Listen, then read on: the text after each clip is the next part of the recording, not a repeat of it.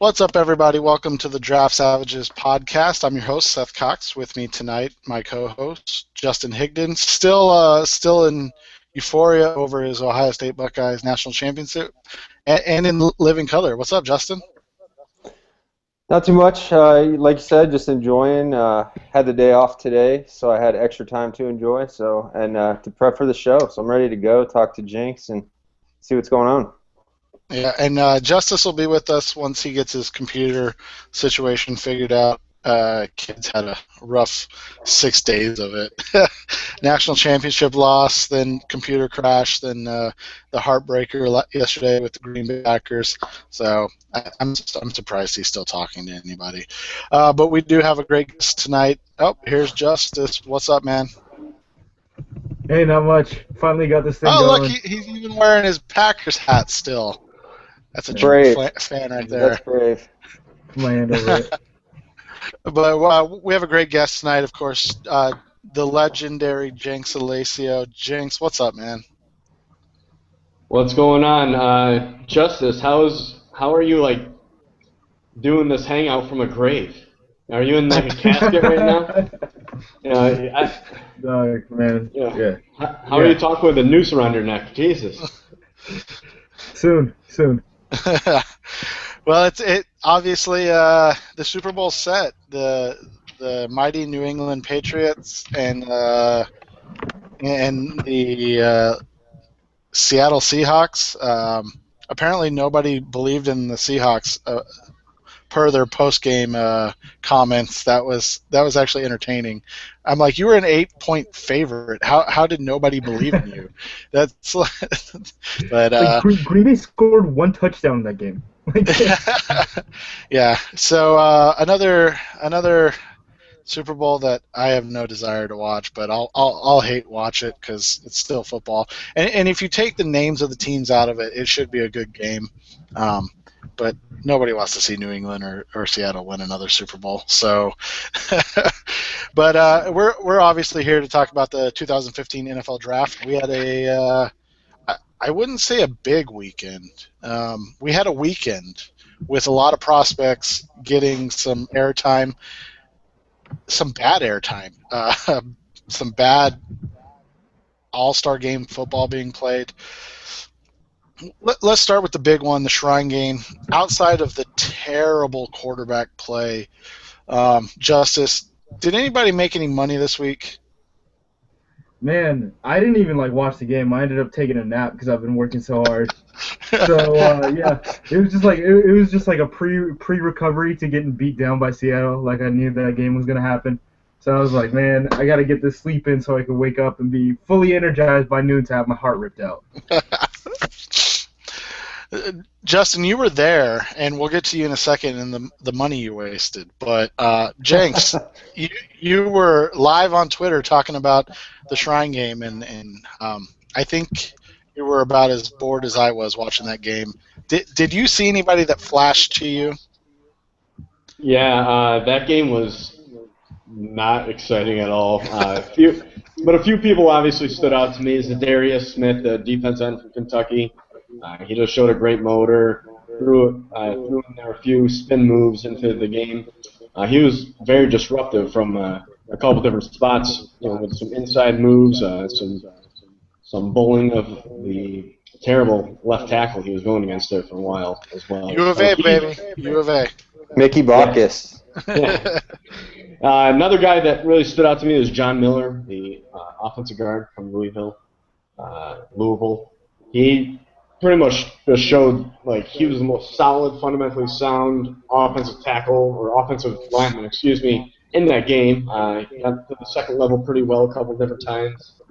Showed a solid base. Other than that, I wasn't really impressed with many people. Josh Shaw stepped up a little bit, but he was already a top 50 talent going into the season. Just had some, suspension and the fake thing where he saved his brother's life or something. I don't really know what the hell happened there. And Anthony Chickolo, the defensive end from Miami, who was playing a two-gap 5 technique in the Miami's defense, and that's not who he is. At 6'2", 6'3", 270, that's not where he's supposed to be. So he'll be a base end at the next level, I believe. So other than that, I wasn't really impressed by many people. The quarterbacks were freaking terrible. I think even myself and Justice could have done better than some of those guys. So.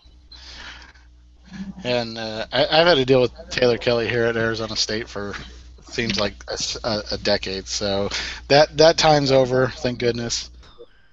So Justin, you were down there. What did you see? What did you? I mean, other than the good time out in Tampa, what did you see? Yeah, I was there on Monday and Tuesday. I saw 2 practices for each team. We talked about it a little bit last week. I was just so annoyed, as was mostly everyone else, at how Mike Singletary ran the practice for the East team. At times lining up offense against offense and defense against defense. People I talked to, most people had never seen anything like that. Couldn't understand the point of it. Even during the game, it seemed like Singletary was coaching for his next NFL job instead of being a developmental type of coach for the showcase for the players. So I was just kind of annoyed by that. I mean, we talk about who made money on Saturday. I made some money. I went to the office and worked some overtime. Got in and saw the game, just in time to see the game, and it was just as bad as everyone's saying. The quarterbacks, there's really got to be a better effort to get good quarterbacks to the Shrine Game, because the Medal of Honor Bowl and probably grudgingly the NFLPA Bowl might have had better quarterback play. But as far as sticking out, John Miller, like Jinx said, and Mike Mayock was really high on John Miller, and that was a player I wasn't really familiar with going in. I also have Chicolo down, guys that impressed me in practice more so than the game. Damian Swan, cornerback from Georgia. B.J. Finney, center from Kansas State. I talked about Xavier Williams on the show, defensive tackle from Northern Iowa. And then along with Josh Shaw, trying to rebuild some stock. Austin Hill from Arizona, receiver, had a real big year a couple years ago, got hurt, didn't look healthy all year, but he looked pretty good this week. What are you guys' impressions of Dominique Brown, the running back from Louisville? Anybody have any thoughts on him at all? He's an upright runner. I don't know how he is vision-wise, but when you're upright like that, you obviously can see a little bit more. I just don't know how that's going to translate, and if he doesn't, improve his pad level, I just don't see how he's going to improve much, just because of how upright he is. And he's not like a Darren McFadden where at least he has speed, that kind of blazing speed. Darren McFadden had chicken legs. He just doesn't. He just runs too upright. Doesn't deliver the blow when he's getting tackled. And he showed a few nice runs, but he was also running in the Shrine Bowl, which that game there were people that looked terrible at tackling, didn't know what the hell they're doing, didn't realize that this was part of their interview process for the next level. It just seemed like guys were just falling at people's feet. I don't know. It was not a good showing by many people. And the fact that we're talking about how poor of a showing it was by people, I don't know what the actual decision makers are thinking. Are they, what the hell are we watching? Who are these players we want to at least give a couple $100,000 to, even as practice squad players? I don't know. I wasn't impressed with him.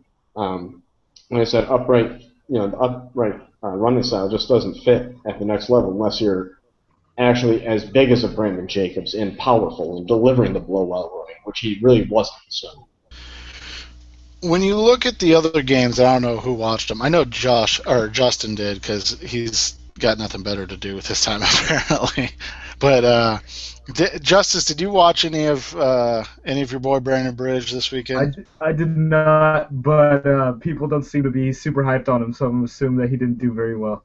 I ended up trying to rewatch it on ESPN3, but the app wouldn't open, and I was just like, to hell with this, I'm going to sleep. Well, I'm assuming that's just because it's trying to save you from watching more bad football. But Justin, what did you see in these other games that you peeked in on? I tried to record the NFLPA game. I caught a little bit flipping between commercials of the Shrine game, and I saw a running back, Terrell Watson from Azusa Pacific, which is where Christian Okoye went to school.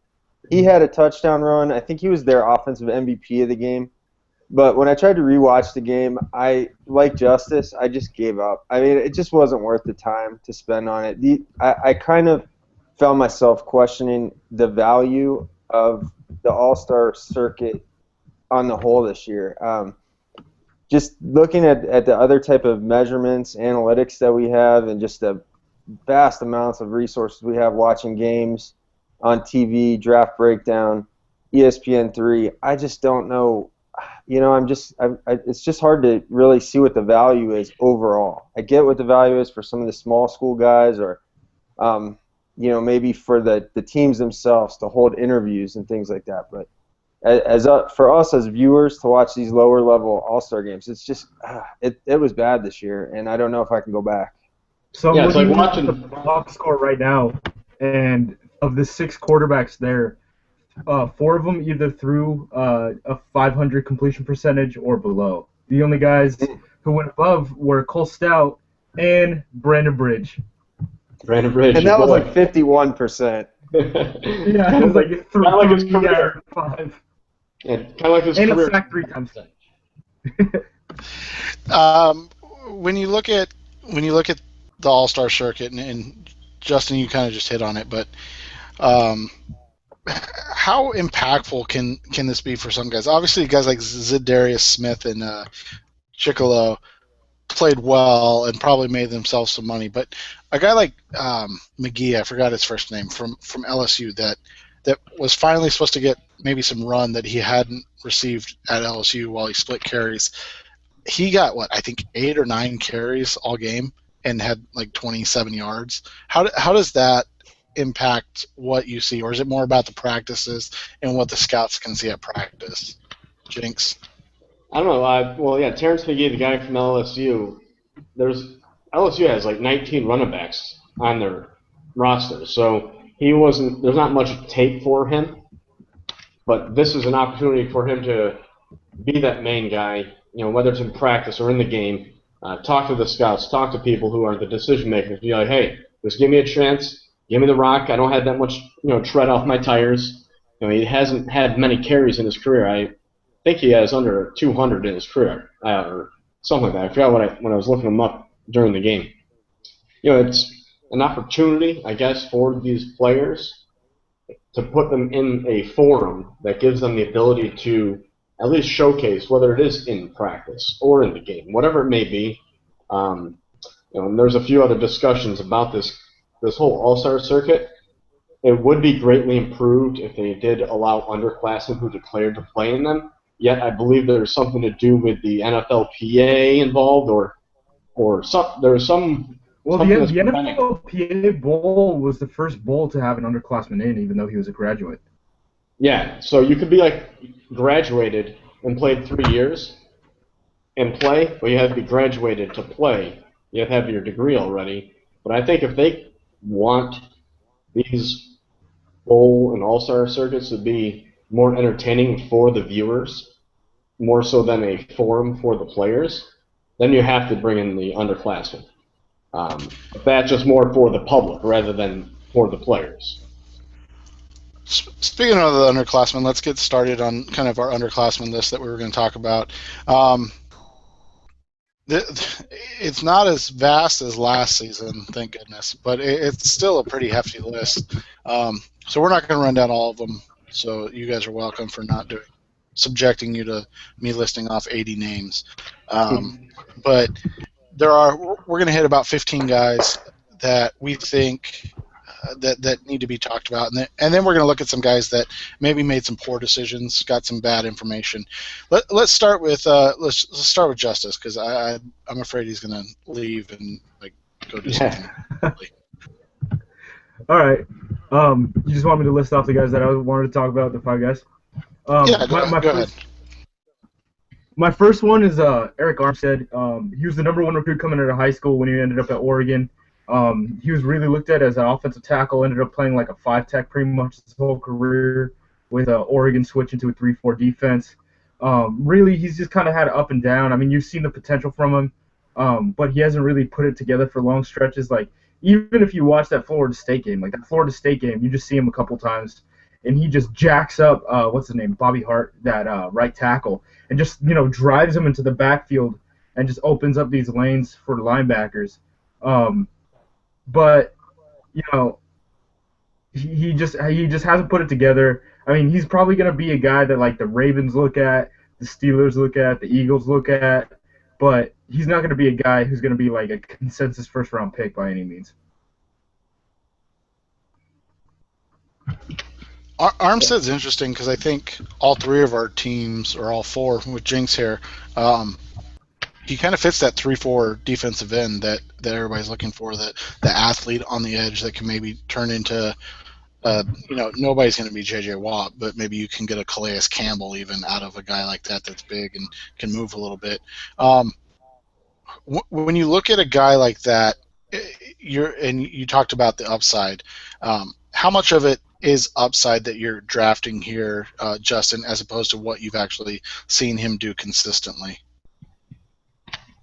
When you're talking about Armstead, it's almost, it's mostly upside with him, because I didn't really see a whole lot of him coming into this year, and then even earlier in this year, I was looking for him to make an impact, and I think it was really more evident what kind of things he can do once we got into that playoff.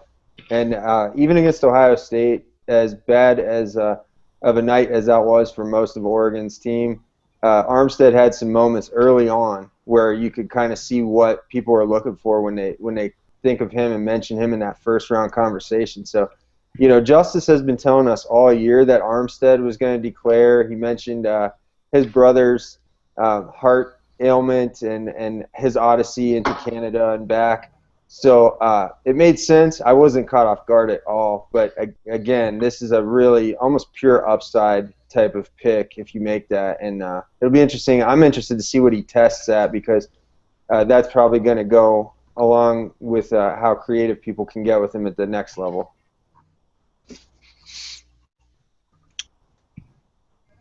Yeah, Armstead is not J.J. Watt. He's not anything, Wattman or whatever, Rashid Hageman or whatever. He might get picked around that spot, though. He may sneak in the first, but I can definitely see him around the 50s, just for that pure upside. But he does have to, his functional strength, he's a freak. He knows how to use his hands, but there's still something about his explosion. I don't know if you notice it, Justice. Yeah. He does have that.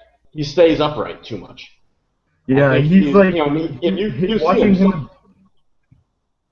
watching him and Buckner play is very different styles. Yeah. Buckner's gonna he's gonna limit his surface area and try to penetrate, and Armstead is the opposite, where he's just like, I'm two-gapping, and that is all I'm gonna do. Yeah. Yeah, and he hopes and prays to, beast smaller Pac-12, tackles and guards, but now it's at the next level. It's how does that translate? That projectability. Yeah, he's a freak athlete. What can you do at the next level, though? How can you utilize him in a rotation, give him, his first year 10, 15 snaps a game maybe, and develop him that way, and, hope and pray. And, I think in the 50s to 75 range, someone may take him, but I wouldn't myself. But I'm obviously the one that is making a podcast and not the system. Let's start with one of your guys, Jinx, and then you had to update your list because your boy and Justin's boy, Noah Spence, decided to transfer to Eastern Kentucky instead of go to the NFL. You'll never knock a kid for going back to school or trying to better his education, I guess. I don't know. Most schools Yeah, both schools are better education-wise than Ohio State based off of the things I read on the internet. So. All right. No, one of the guys I'm a huge fan of that declared is the tight end from Minnesota, Max Williams.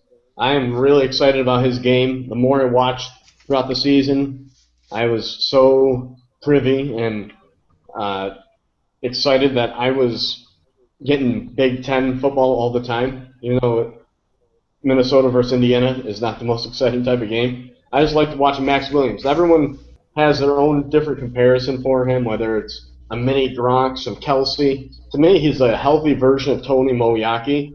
You know, 6'4", 245, 250, a very good athlete, can play in line, can play in the Joker role. I think this guy is going to be dynamic at the next level. He'll probably be a first-round pick in the end. I don't know what he's going to time at. I've seen projections at like 4.65 in the mid 4.6 ranges, which is good for a guy that size. But I knew he was going to declare just because it was like this tight end class is not pretty, and even if there were other options, he would still probably be either the first or second tight end, true tight end by position at the next level drafted in this class. Justin, you wanted to talk about Max Williams as well. Go ahead.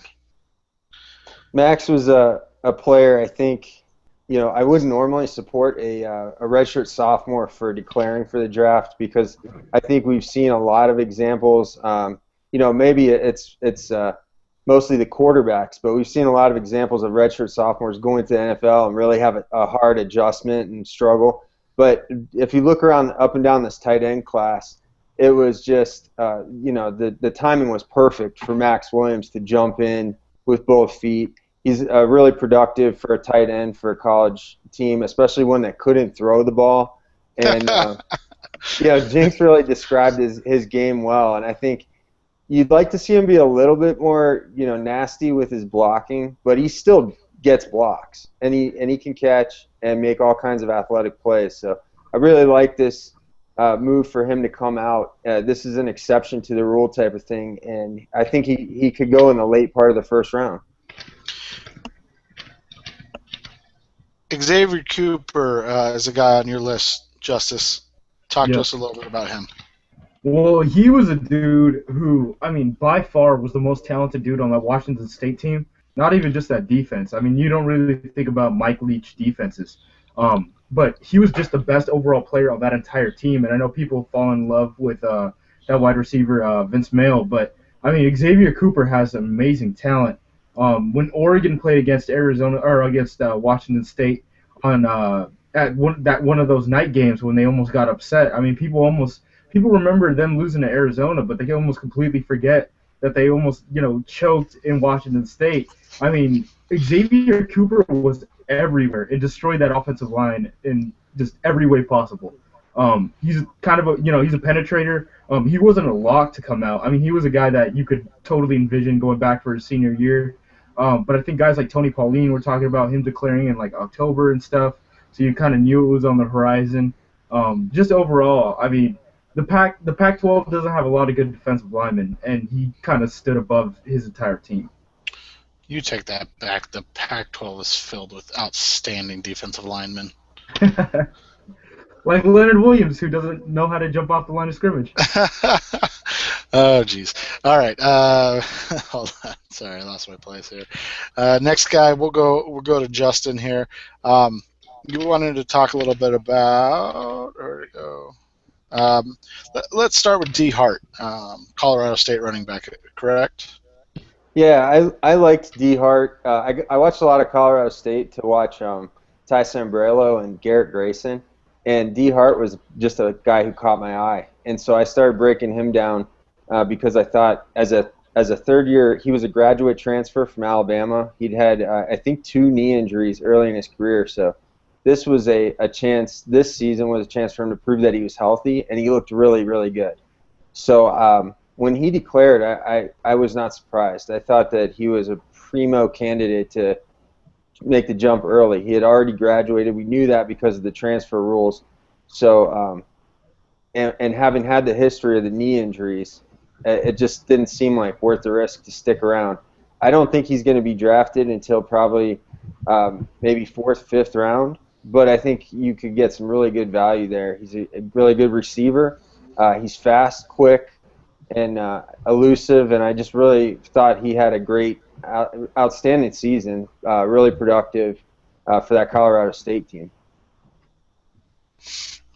When you look at the running backs, and this is something we've talked about on this show before, but running backs, especially injured running backs, is it just as soon as you have a good year, go out and try to make a little bit of money, Jinx, or do you? I mean, what is your thought on a lot of these early entry running Well, backs?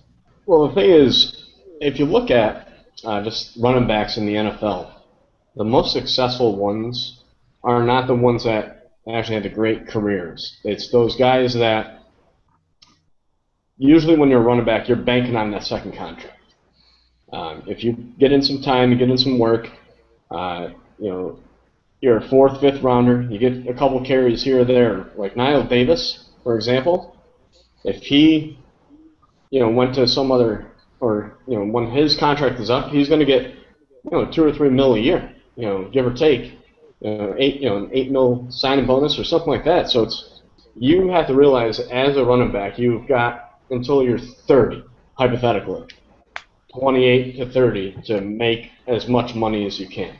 So if you're a running back that's going to declare that is either a fourth or fifth or sixth round or whatever it may be, what is the use of staying another year and being a second or third rounder? So it makes sense.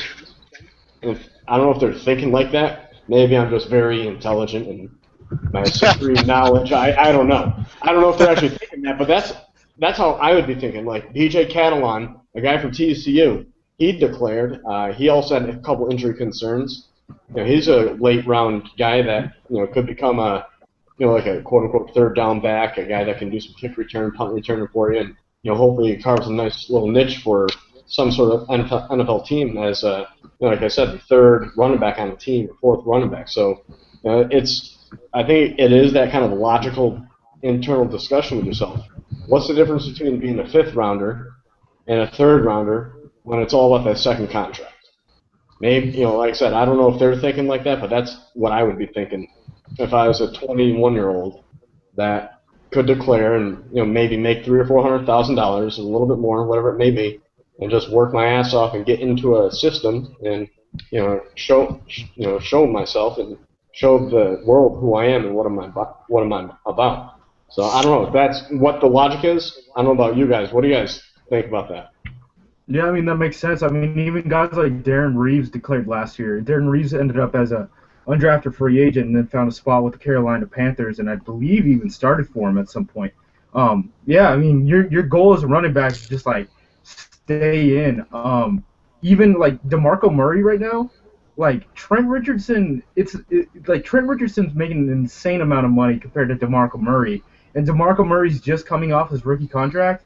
And the Cowboys are publicly leveraging how many carries he's used as like hedging against his contract like offer in the future. Like that's crazy. That like you're already done with your first contract, and they're like, yeah, you're kind of like going downhill already. I believe coming into the year, the oldest running back in the league was Steven Jackson, and he was 31 years old. So yeah, I mean, if you're a running back, like if you want to declare after those 3 years you've been in college, I'm not gonna blame you ever. Especially if you have your degree, and in D. Hart's case, he's got it. Yeah. We're obviously discussing the early entries, and this is an intriguing one. I knew Jinx was going to go for this one, so I want Jinx to talk about it, and I know Justin wanted to talk about it too. Gene Sifrin, tight end from UMass. A UMass kid declaring early. That's for the NFL. That's interesting. Does it go back to this tight end class that you talked about a little bit earlier, Jinx, or what do you see in this one? Well, he's got an interesting history. If you just Google his name, you'll see that he's 26, going on 27. He's been around the block. He went to a couple different junior colleges. Stayed at home after high school. I think he had a kid, or he's got just a very interesting background. He's 6'7", 250. Some people are projecting he could probably run in the 4'6" to 4'7" range, which would be pretty good. And Mark Whipple, he has a very probably deep-rooted history with some NFL organizations, so he's definitely going to be like touting him, and any coach that wants to ask about certain players like a Gene Sifrin, I know Whipple has he's been around the block himself, so He's 6'7", 250. Probably not going to do much blocking wise for you right away. But he's a very good athlete. He just looks natural out there too. Even though he's like 26, I didn't realize he was that old until about halfway through the season because I was watching one of my favorite wideouts, Tajay Sharp from UMass, who's going to be a top 50 pick next year. World star. What's up? No, Sifrin, he's a playmaker. He gets open, finds the seams. He's a big body. He has I would say he's probably got a 35-inch vertical around there. The guy gets up in the air, so he could be a late round guy that, you spread the ball out. He's your third tight end. He can do some damage. Justin, you were interested in him as well. What do you see? Yeah, I watched the one clip they had of him on Draft Breakdown, and they have a really good showcase of his receiving ability. And like Jinx said, he can really get up. He's got long arms, probably got big hands. The guy he reminded me of when I was watching him was Ladarius Green when I saw him his bowl game right before he came out. So, again, you're not going to get a lot of blocking. Now, what I didn't know is I was watching a 27 or going on 27-year-old prospect, and he's actually got a 7-year-old kid. So this is a guy who has a lot of responsibilities. He's taking a shot at the NFL, and his age is probably going to keep him from getting drafted until I would guess around the 6th or 7th round. You can maybe get a few good years out of a player like that, especially if you just focus on what his strength is, which is catching the ball. But that age is going to really ding him, and he's just a really interesting case. I saw Josh Norris say that if it wasn't for his age, he'd be a possible day 2 talent, and I thought that was high praise. I haven't seen enough of him to say that, but you can definitely see the athleticism and the catching ability. Yeah, and one thing about him, Whipple, he was also the offensive coordinator or the QB coach for the University of Miami, and he's also have made this comparison of Jimmy Graham. Jimmy Graham was a little bit older when he declared, but obviously 180-degree difference. But Whipple sees a lot of what Jimmy Graham was, a raw athlete. Just put him on the football field, throw the ball near him, and tell him to run 3 routes or 2 routes to start, develop your game. Hopefully he gets to a pass, heavy system like Jimmy. But that's another little comparison that a lot of people will make. It's just that relationship Whipple had with Graham, and now to this guy. Yeah, his size and speed is like crazy off the charts. I mean, it wouldn't surprise me if he was the fastest tight end in the class when it came down to the combine. And if you just have like a vertical offense and you just have him run seems to win, I mean, you could just have him run seems to win the entire time, and you'll probably be fine. All right, next guy on the list, and we'll go back to Justice here, was let's go with Eli Harold, because I know the Cardinals are going to draft him. Eli Harold's a guy that I really liked. Sully Sparks is a UVA fan, and forever he's been trying to get me to watch this damn player. I finally got around to doing it. There's really that much difference between him and Vic Beasley. Like, he's really explosive off the line of scrimmage. He's a guy, and he might end up playing like 34 outside linebacker only. He might end up playing Sam if he's playing in a 43 defense. Overall, he's going to be someone who can just, on passing downs, he's going to rush the hell out of the passer, and you probably want his hand in the dirt. He's probably best ideally in base as a 34 outside linebacker. I mean, he's just explosive off the charts, and it wouldn't surprise me if he ends up going at the combine, and the people are talking about him and Vic Beasley as top 15 picks. No, he's going 24. I mean, Harold and Vallis also came out. Was that in? I can't believe Vallis came out. What were your thoughts on Vallis, Justice? Yeah, I mean, that's a guy that Ethan Hammerman loves. Ethan Hammerman says Max Vallis is the top edge player in the class. He's just super freaking raw. yeah, he should have just stayed in school. Like that's really just pretty much where I stand there. I mean, he's a guy that you're gonna he's probably a guy who's like not even like 1 year away.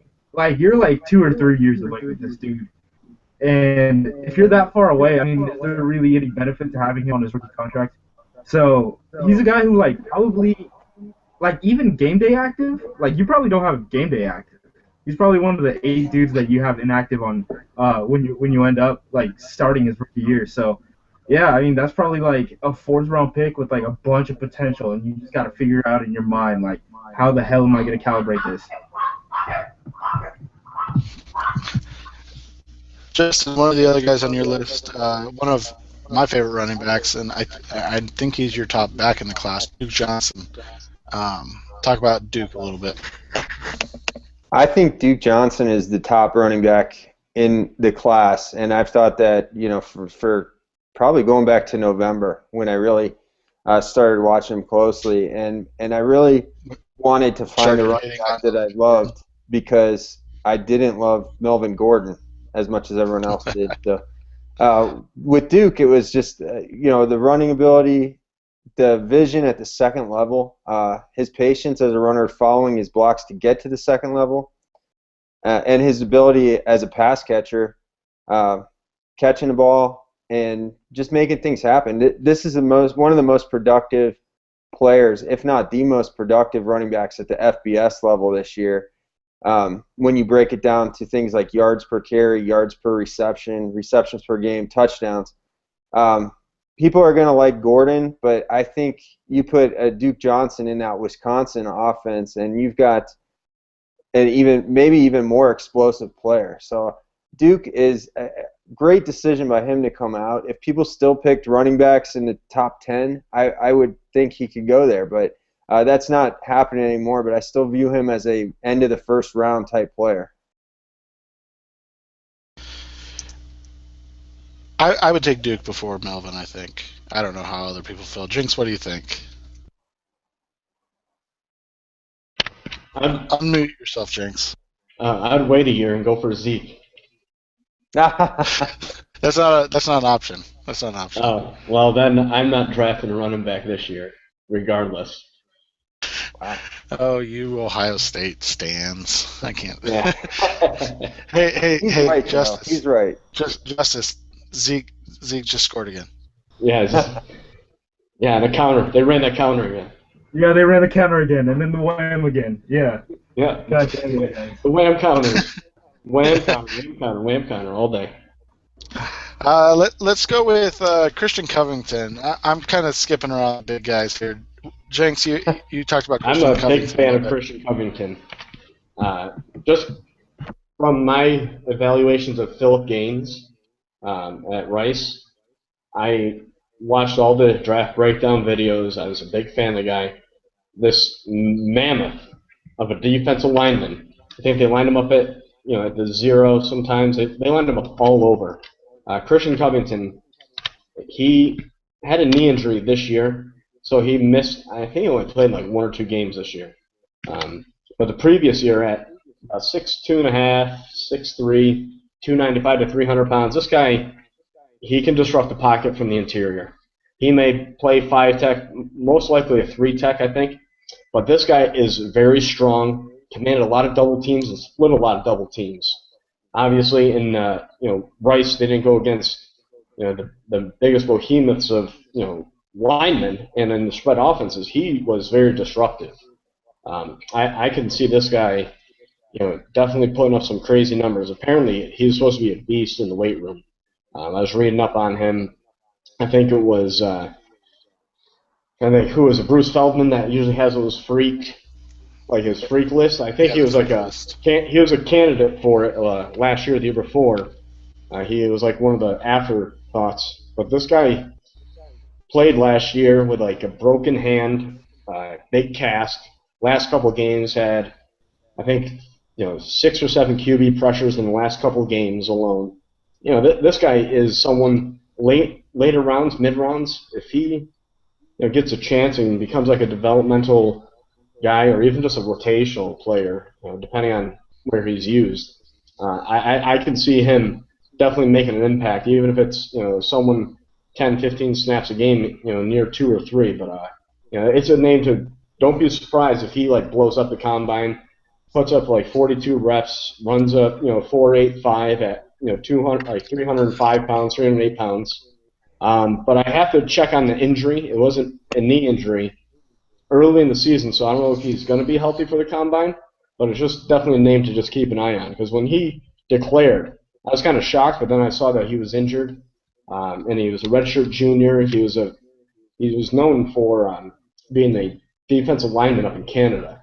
He really stood out to colleges up there, but obviously you're from Canada, there's not much good up there. But no offense to anyone from Canada, but he's just a guy I think is very intriguing, especially as a rotational defensive lineman. Justice, to stay with the defensive line theme, David Irving, one of your guys from Iowa State. What were your thoughts on him? Yeah, he's a super interesting dude because he really only played at Iowa State for a year, and he got into trouble twice and ended up getting kicked off.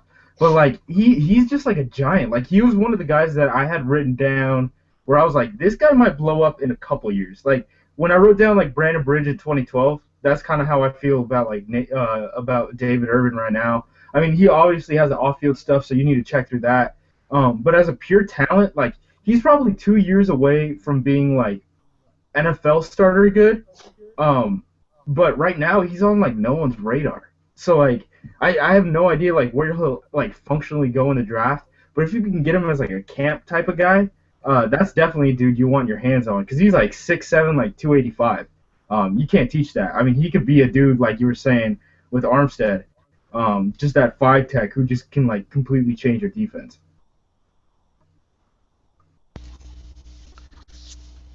Justin, you wanted to talk a little bit about Brett Hundley. Get your Brett Hundley love on.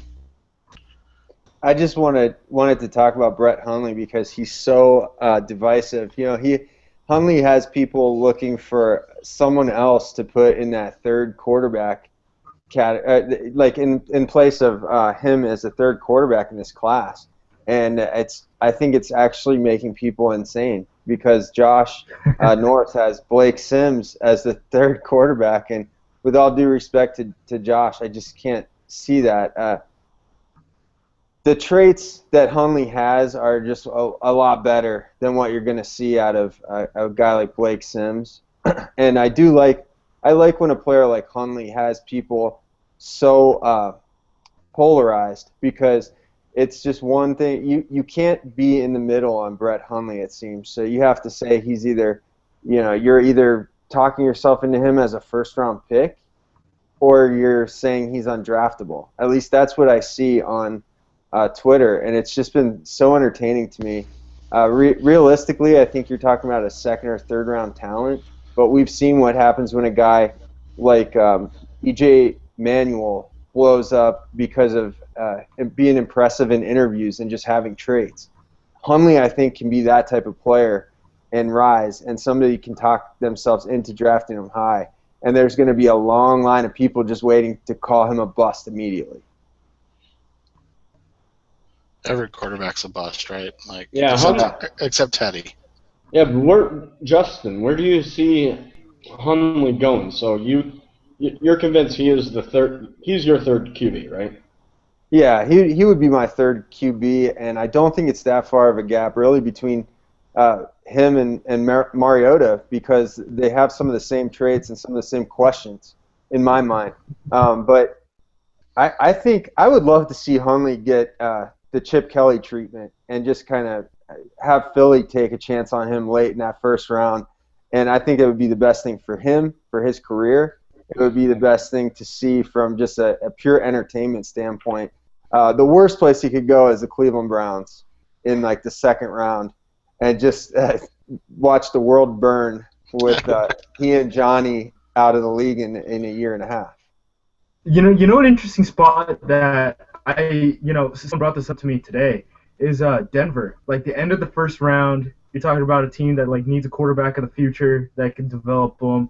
I mean, Kubiak's offense would be really fun to see him in. that's really a spot that I could see. Like, if he's gonna be a first round pick, I could see him being like a first round pick there. And you're right. I mean, dude, like people are just so done talking about Hundley after watching Hundley for 3 years that they're just like, yo, who's your third quarterback? Like, I get this in my mentions all the time. Or like Jets fans will just come in and be like, who's your third quarterback? I'll just be like, Hundley. There's like it's Hundley, and then there's like a bunch of guys who are probably gonna be like third quarterbacks or something.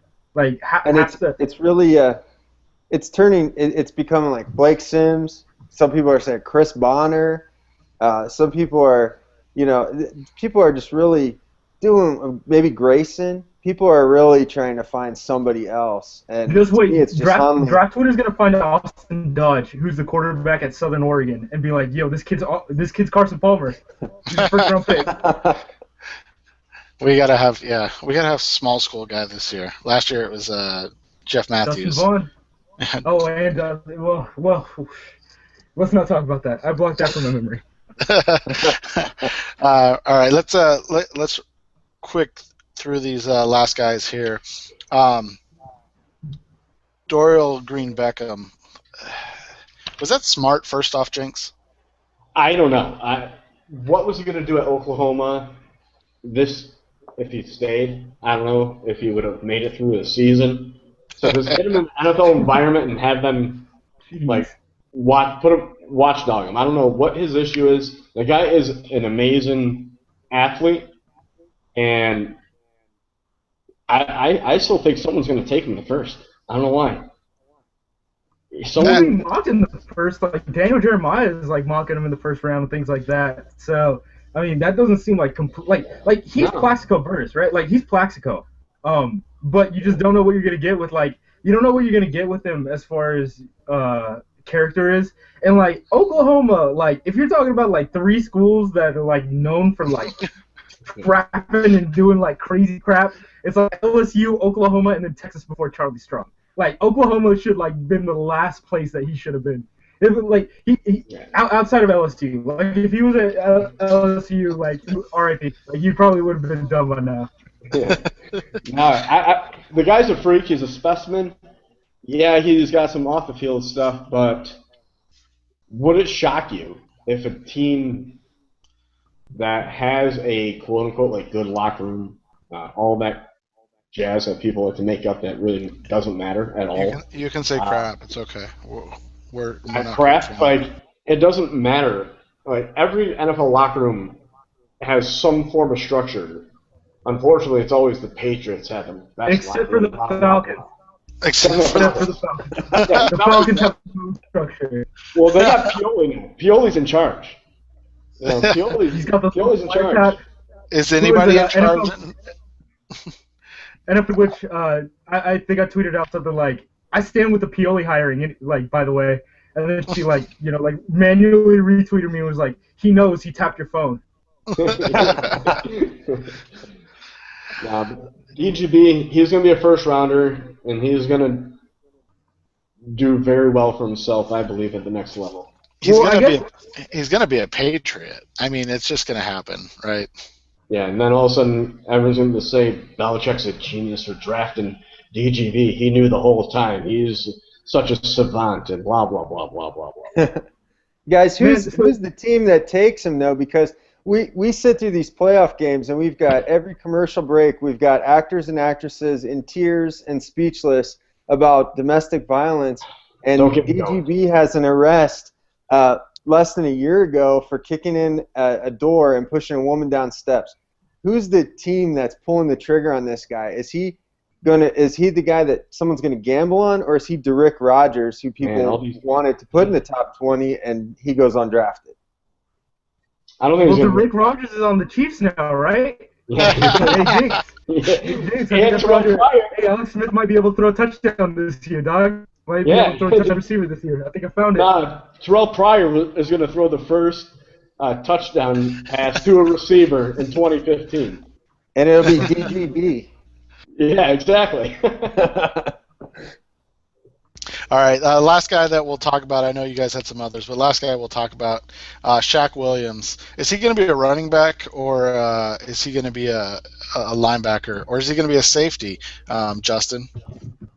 Well, Shaq Thompson, We Oh, got sorry, to yeah, Shaq Thompson. My bad. That's all right. No, it was. I think we talked about it last week. Dan Jeremiah had said that there were people that wanted to put him at running back. I think if you put him at running back, you're devaluing him by like 2 rounds. He's an outside linebacker prospect to me. He's not an edge player, but he's a coverage linebacker. He's a player that you can use in that Deion Buchanan role.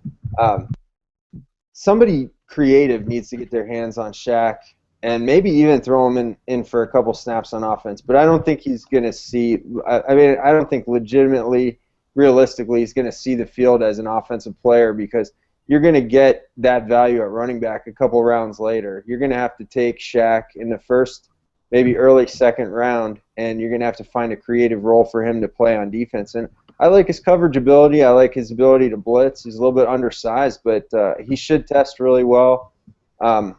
Yeah, I like him at linebacker, and I think that's where his future is going to be.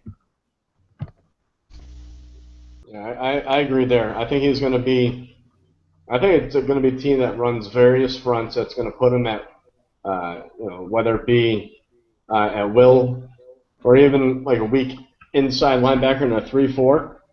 I know a couple people have mocked Shaq to the Chiefs, as another guy inside that they could use in numerous different ways. In the nickel, he'll still be on the field, so he's a 3-down, backer regardless of how you use him. So like you said, someone creative, line him up over the tight end, whatever it may be, he's going to be on the field like 80% of your snaps.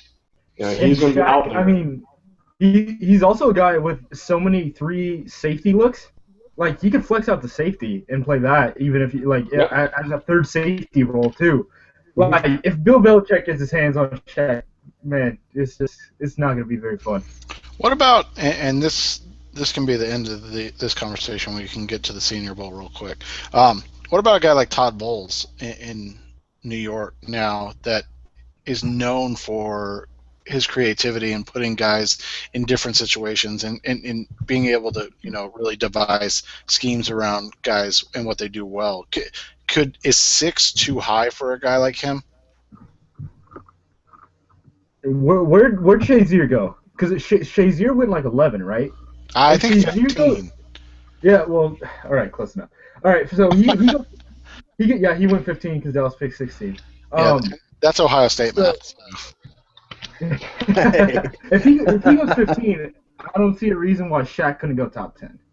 Because Shaq is that much better than him. I think Shaq is very clearly the best off-the-ball linebacker in this class.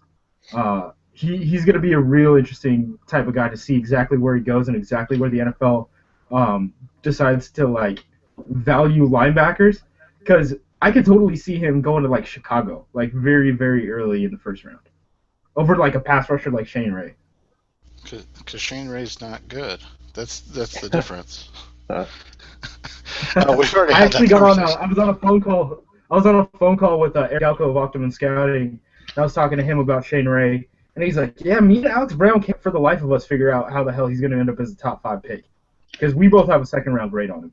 I was like, "This is what I've been saying for 2 months, and just have angry people from Missouri in my mentions for the next 12 hours." All right, so how about this for a segue to the Senior Bowl? Who gets drafted higher, Shaq or Danny Shelton, who all of a sudden is a top 10 pick? I saw that. That's an interesting one because Shelton is not good. He's just no. Well, but he's half Don Terry Poe.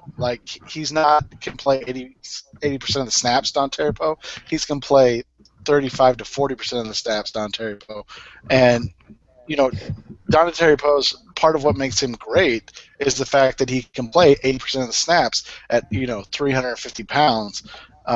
Because those guys, I mean, as good as Poe is, he can't make an impact on in as big of an impact if he's only going to play 40% of the snaps.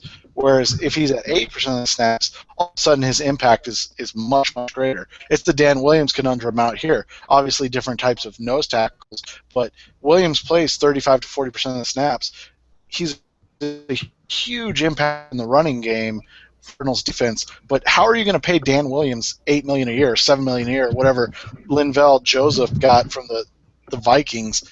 Well, some team's going to give him that to come be a defensive lineman there. You can't do that for a 35-40% of the snap guy. It's the same thing with Shelton. He's your 35-40% snap. He can make plays, in the 30 snaps he gets a game. But where do you draft a guy that's only going to play 30 snaps? Man, you watched Danny Shelton against the Ducks. He got picked like 52. Yeah, Justice is right. Watch him against the Ducks, and when you're talking about 30%, yeah, by the early third quarter, and when you're talking about 30% of snaps, I'm thinking Terrence Cody, and I'm thinking more Terrence Cody than Dontari Poe. When you guys asked me earlier today who are players that will disappoint this week in the Senior Bowl, Danny Shelton's the first name I wrote down. I don't. He flashes those 8 out of the 30 snaps that he's in there for.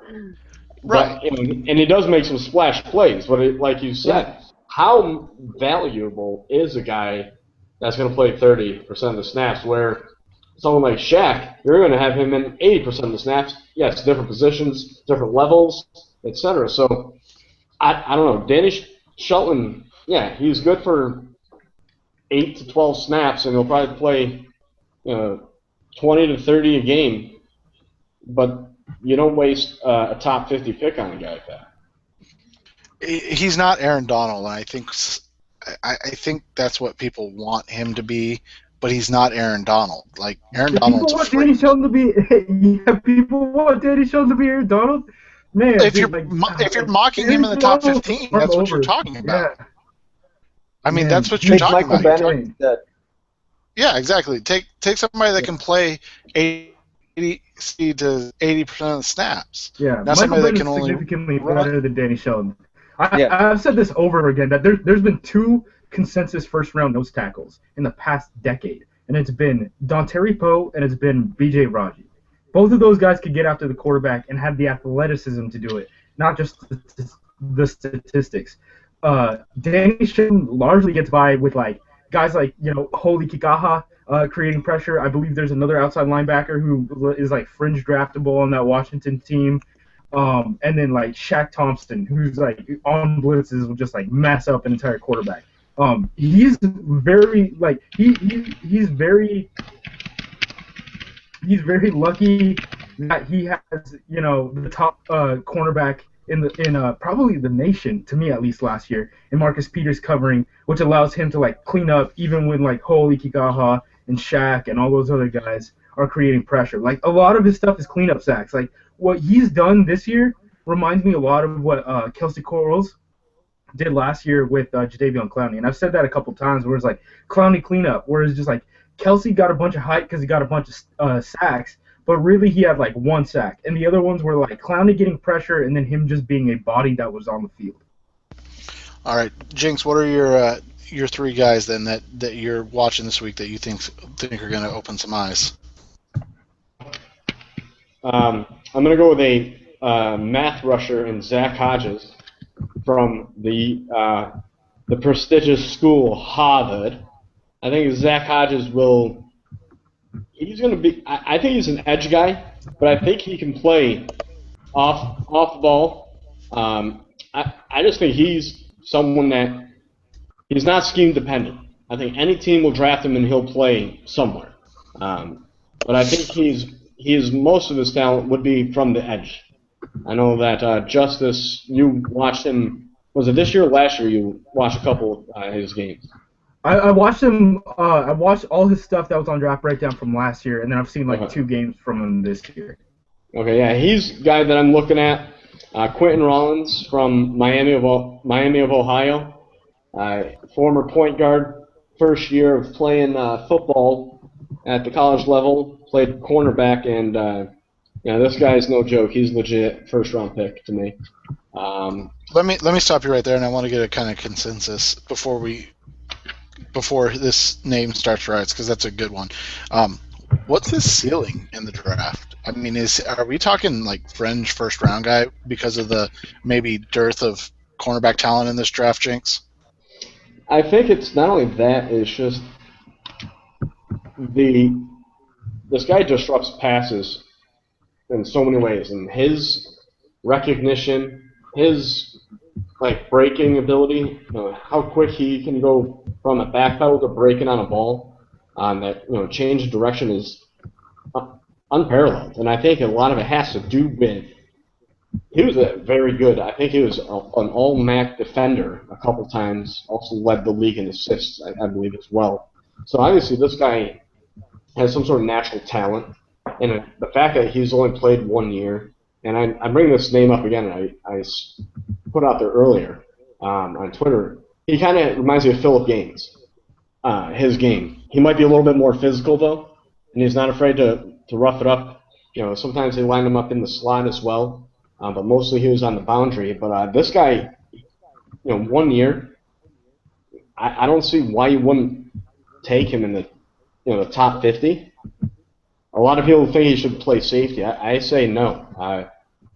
Stick to a corner unless you're not good enough to play it. Then figure out from there. But this guy he's definitely going to open up eyes, especially in the drills where it's just the wideouts versus the corners down there in Mobile. He's going to blanket guys. He might be like what Trufant did a couple years ago down there. Trufant really, he got beat a few times, but he was also in people's faces, roughing it up, exchanging words the whole time he was there. So I can see him really shining in those types of drills and taking in that coaching. The guy was the point guard for basketball, so he's going to be listening to coaches. He's going to take into coaching. I just see a team really fall in love with this guy. He's got a lot to offer beyond just his football ability. Justin, who are a couple guys you're watching? Well, I knew Jinx was going to talk about Quentin Rollins, so I didn't. I purposely wrote down another big corner, Eric Rowe from Utah. Teams are always looking for these big corners. I think Rollins is a better player than Rowe, but I think Rowe is along those same lines, and he's going to have some success. He's going to open some eyes. Physical corner. Doesn't quite have the ball skills that Rollins showed this year, but Rowe's a really good player on that Utah defense. The next guy I had down was Marcus Hardison. We've talked about him a lot this year, and I think as kind of a one-year starter for them and as so productive this year for Arizona State, I think he's got a chance to open some eyes that maybe some people have been sleeping on him up to this point. And then the third guy I wrote down was, with all the receivers that have dropped out so far, Tony Lippett, I think, has a chance to really open some eyes this week in practices. 6'3", he's kind of lanky, had an awesome year for Michigan State. And the other thing, I just wish I could be down there to see if they toy around and give him some reps at cornerback too, because he looked really good at cornerback late in the year too. Justice, you're not in Mobile, but you're there in spirit. Who are you looking forward to watching? Yeah, I mean, I really like Rollins, and one point that I'd like to add to what Jinx said, like you said, I mean, you could compare him to Philip Gaines, who got so many pass breakups in his career, and I had a first-round pick on last year. I lean towards the lengthy guys, the lengthy, like, freak athletes, though. The one difference, so, like, Justin Gilbert largely got drafted early in the first round because he was a freak athlete and was long. The difference between Gilbert and Rollins, to me, is the fact that Gilbert had like 4 years at a Power 5 conference and really didn't progress through those 4 years. Whereas like Quentin Rollins, you see him progressing like in season in his 1 season of playing football. I don't think it's like crazy to say that he's a first round pick. Like there's really like so if Peters drops because of character concerns, really Trey Waynes is the only guy that I'm comfortable taking in the first round as a cornerback. So I could totally see him rising, and we're talking about, not like even the free agency market for cornerbacks aren't good. We're talking about guys like Byron Maxwell and like Devon House making a lot of money in free agency. Like that's how not good this cornerback class is. And House is going to KC, right? Yeah, if you say so. You already got Gaines. Trade me Gaines and I'll take House. Or you can have House, I'll take Gaines. Nah, I'll take Gaines. My other three dudes that I was gonna talk about were Magbeo de Gazilla. He's from Portland. I actually ended up playing against him in high school. This dude's a freak athlete. Like he had to have I believe 2 surgeries on his hips before he really even saw the field for UCLA. He's been a guy that like 2 years in a row, guys in like spring have been like, yo, this dude's gonna be a first round pick when he plays. As far as like a base end, I don't think it's crazy to say, oh, Magbeo de Gazilla right now is the best base end in this class. So at least, a strong side end for a 4-3 team. I think that this is a guy who, if he could totally manhandle an offensive lineman. And if he does that at the Senior Bowl, I could totally see him rising to that first round range. But really, I mean, we talked about his stock before. Really, everything comes down to that medical. The other guy I wanted to talk about on the defensive line is Louis Trinket-Passat. I think he's the best defensive lineman that our team had. I mean, he's that high motor dude. Like, he's just flying everywhere. He's like the anti-Carl Davis in about every way possible. He's kind of undersized, so you don't know how much more stout he's going to be able to get. You don't know how good of a run defender he's going to be. But he's going to be someone that you could at least say on, passing downs, and he's going to get after the quarterback like 9 times out of 10. And then the last dude I wanted to talk about rising is potentially Henry Anderson. He's basically, a 5 tech out of Stanford. Dude's just a giant. I mean, you watch him against Oregon State, and you're watching the best performance of the year. I think, one of the PFF guys was in my mentions one day and was talking about him when I brought him up and was saying, yeah, we graded out his we graded out everyone's season as like a PFF type guy, and Henry Anderson is like the best defensive lineman in the Pac-12. I was like, better than Leo Williams. And he's better than Leo Williams.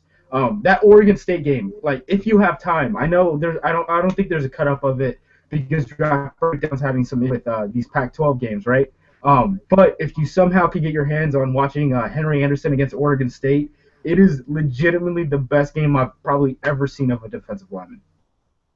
He's kind of more of like a Brett Kiesel type of guy, right? Yeah, I mean he's definitely a 5 tech, but there's a couple games where you just see him and he just decides, oh okay, yeah, I'm on it, and he'll just like turn into a different human being. He literally was in the backfield the entire game against that Oregon State offense. It was insane to watch. Now Ohio State gets to feast on that program twice a year with the move of their coach to Nebraska. Fun. Yeah. So as we head out of here, as we always do every week, and we'll let our guests start tonight. Some of the hottest takes from around Twitter or the internet that you've seen this week, Jinx, and I'm sure the East-West Shrine game didn't give us too much, but what have you seen? Well, I have a hot take of my own that I just thought of in my genius. Oh, wow. Bryce Petty, what makes him different from LaRon Landry? Or Landry, the QB. LeBron Landry. I'm sitting here like, I could think of a few I'm things. overwhelmed by answers. We're talking Landry Jones. Yeah, Landry Jones. No, I'm just thinking because Landry Jones at the Senior Bowl was terrible. He was off. And I can just see Bryce Petty in a function and in a form like that just being not good at all. Even though I think he's going to be drafted much higher than he should. Bryce Petty shouldn't be a top 100 pick. He's going to be he should be drafted in the 4th or 5th round. But then again, why would you ever take a quarterback after the first round or two? Like, think about it. Why would you ever take a quarterback after the first round or two? Yeah, I think, who was it? I talked to Eric Galco about this a couple weeks ago, and we were saying, who's the best guy, like late round pick quarterback to make it in a while? And we're like, the best dude's probably Derek Anderson. Like, Derek Anderson is the best case scenario for like a day 3 quarterback. Not great, yeah.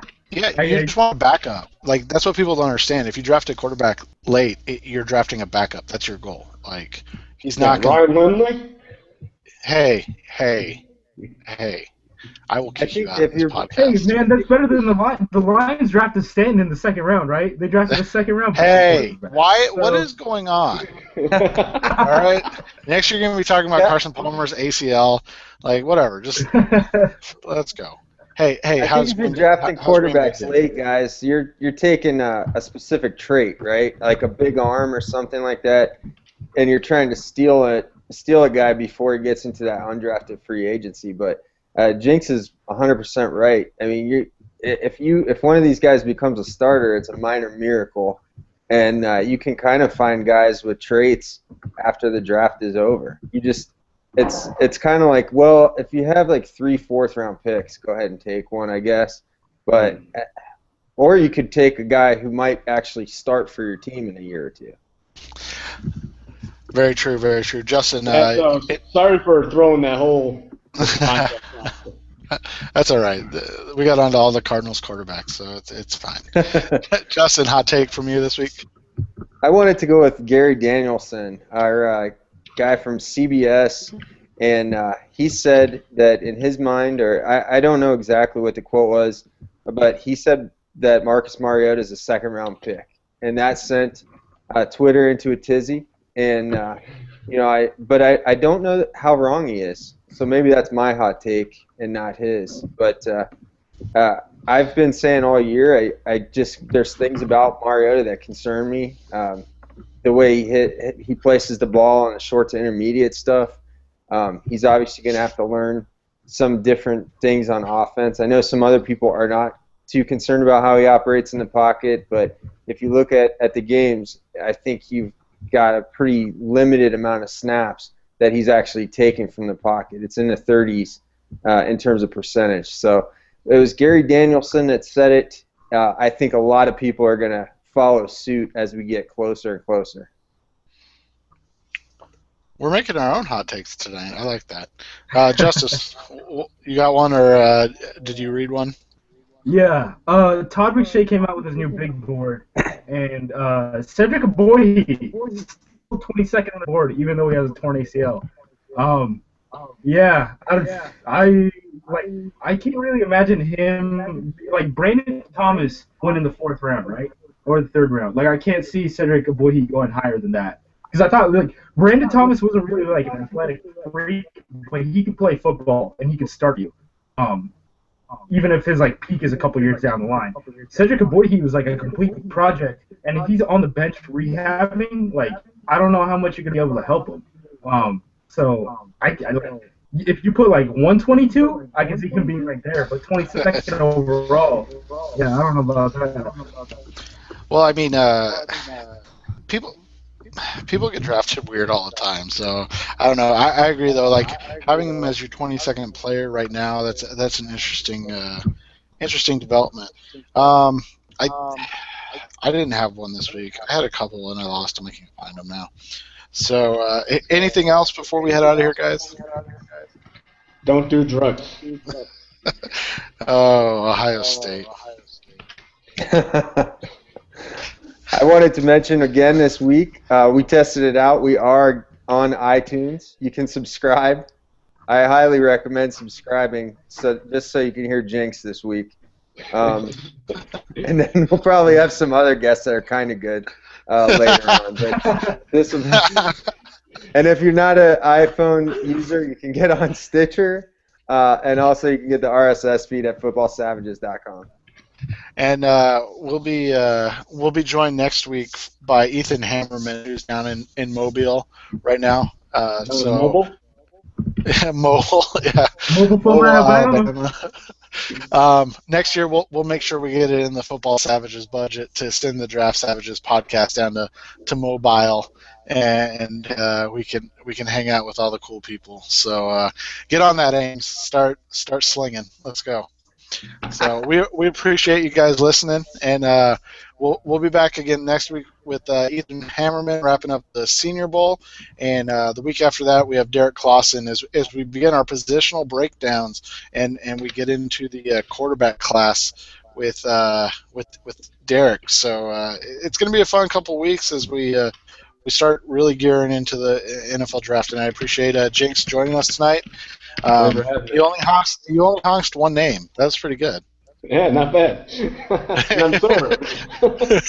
that's probably the issue, that I am sober. So. All right, guys. Well, appreciate it, and we'll do this again next week. Thanks, Jinx. Have a good night. Thanks, folks. Good night, everyone.